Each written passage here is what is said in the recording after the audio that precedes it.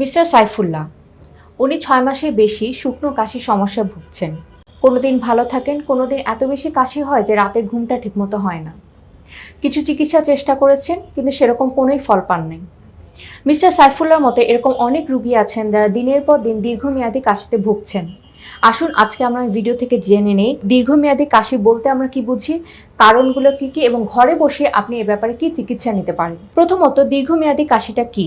যখন কোনো কাশি ২ মাস অথবা ৮ সপ্তাহ বেশি সময় ধরে থাকে তখন তাকে আমরা দীর্ঘমেয়াদী কাশি অথবা ক্রনিক কাফ বলে থাকি। এবার আসি চিকিৎসা নিয়ে। বাসায় বসে আপনি কিভাবে এই চিকিৎসা নিতে পারেন। প্রথমত আমরা যেটা বলবো ফ্লুইড অথবা লিকুইডস। এর মানে হলো যে আপনি প্রচুর পরিমাণে পানি জাতীয় খাবার খেতে হবে। এতে করে হবে কি আপনার কাফটা নরম হবে, বের হতে সুবিধা হবে। আপনি ওয়ার্ম লিকুইড বা কুসুম গরম পানি খেতে পারেন, এটা দিয়ে গার্গল করতে পারেন, অথবা আদা চা, তুলসী পাতা, বাসক পাতা চা, এই ধরনের ফ্লুইডসগুলো আপনি নিতে পারেন। Soup can be a good alternative as well. Second step হলো মধু। আপনি যদি প্রতিদিন কিছু পরিমাণ মধু পান করেন তাহলে দেখবেন যে আপনার কাশির সমস্যাটা অনেকাংশে কমে গেছে। তবে আপনার যদি ডায়াবেটিস থেকে থাকে এবং শিশুর বয়স যদি ১ বছরের নিচে হয় তাহলে কিন্তু মধু ব্যবহার করা যাবে না।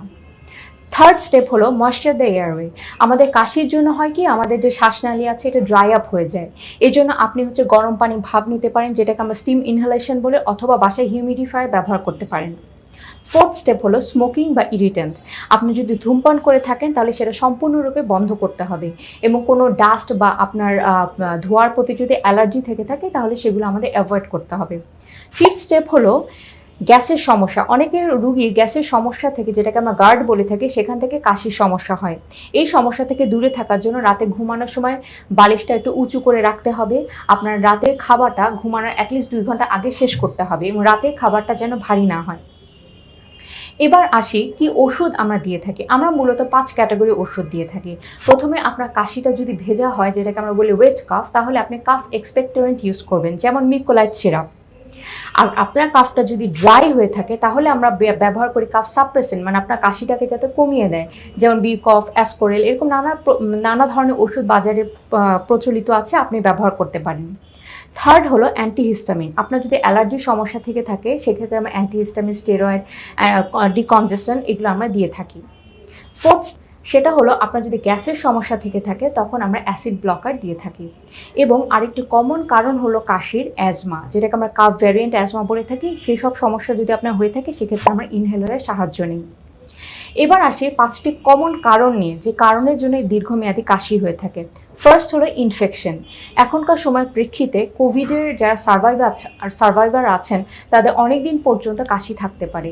এবং আমাদের দেশের পার্সপেক্টিভে আরেকটি গুরুত্বপূর্ণ ইনফেকশন হলো টিউবারকুলোসিস। কোনো রোগী যখন আমাদের কাছে আসে প্রথমে আমরা এক্সক্লুড করে নিই যে তার শরীরে কোনো যক্ষ্মার জীবাণু আছে কিনা।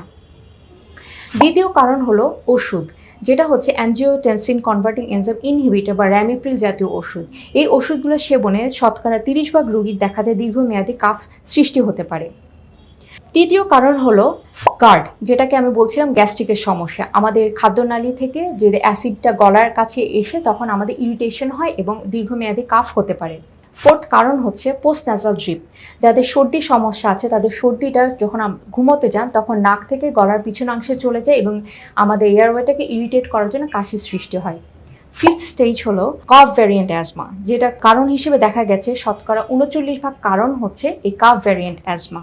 তার কাশি ছাড়া অন্য কোনো সিমটম যেটা অ্যাজমা, যেমন শ্বাসকষ্ট, বুকে চাপ ধরা, এগুলো নেই, শুধুমাত্র রাতে ঘুমাতে যাওয়ার সময় কাশি হয়। এটাও একটা গুরুত্বপূর্ণ কারণ দীর্ঘমেয়াদী কাশির। আমরা তো অনেক রকম কারণ চিকিৎসা সম্পর্কে জানলাম। এবার আমি কিছু ওয়ার্নিং সাইন বলবো, যেগুলো আপনার যদি কাশির সাথে থেকে থাকে তাহলে অবশ্যই দেরি না করে ডাক্তারের শরণাপন্ন হবেন। কি এই ওয়ার্নিং সাইনগুলো? ফার্স্ট হচ্ছে ফিভার। আপনার জ্বর যদি অনেক বেশি তাপমাত্রার 3 দিনে বেশি হয়ে থাকে সেটা, অথবা অল্প অল্প জ্বর যদি মাসখানেক বা তারও বেশি হয়ে থাকে তাহলে চিকিৎসকের শরণাপন্ন হবে। 2, কাশির সাথে রক্ত যাওয়া। 3, ওয়েট লস। আপনি হয়তো হঠাৎই দেখছেন যে আপনার শরীরে ওজন কমে যাচ্ছে। 4, আপনার যদি শ্বাসকষ্ট থেকে থাকে। 5, আপনার যদি পূর্ববর্তী কোনো সময় ক্যান্সার হিস্ট্রি থেকে থাকে। এই সমস্যাগুলো থাকলে দেরি না করে ডাক্তারের শরণাপন্ন হবেন।